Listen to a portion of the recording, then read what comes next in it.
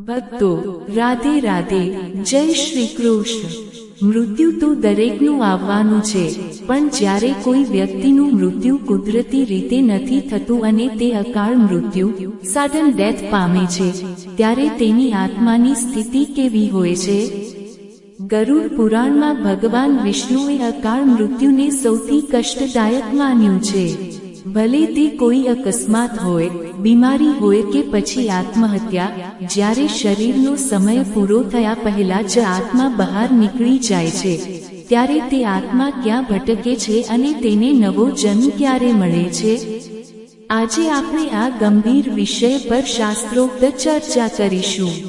ગરુડ પુરાણ મુજબ દરેક મનુષ્યનું આયુષ્ય જન્મ સમયે જ નિર્ધારિત હોય છે।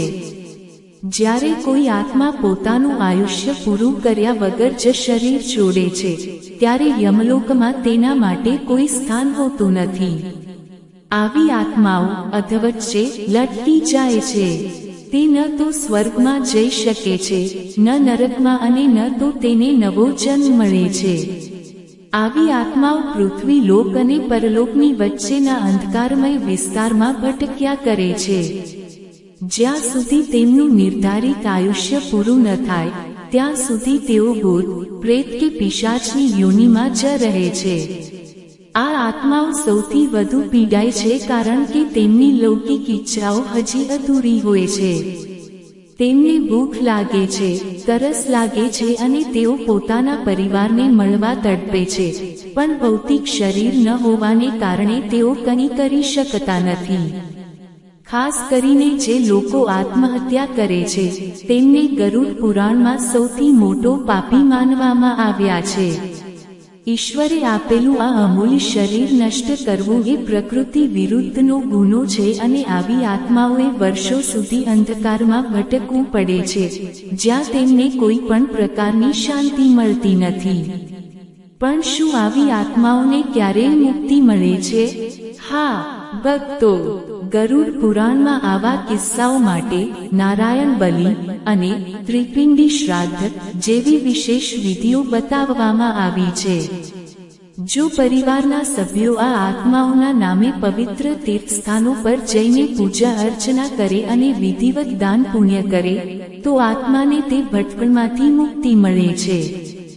ગીતાનો પાઠ અને ભગવાન વિષ્ણુનું સ્મરણ એ આત્માઓ માટે અમૃત સમાન છે, જે તેમને નરકની યાતનાઓમાંથી છોડાવીને પિતૃલોક સુધી પહોંચાડે છે। ભક્તો, આ વિડિયો દ્વારા આપણે એ સમજવાનું છે કે જીવન એ ઈશ્વરની અદ્ભુત ભેટ છે।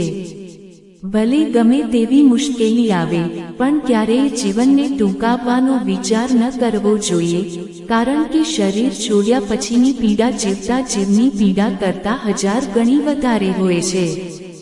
જે લોકો સદાચારી જીવન જીવે છે અને ઈશ્વર પર ભરોસો રાખે છે, તેમની આત્મા હંમેશા સુરક્ષિત રહે છે। સત્કર્મ જ આપની આત્માનું કવચ છે, જે આપણને અકાળ મૃત્યુના ભયથી બચાવે છે।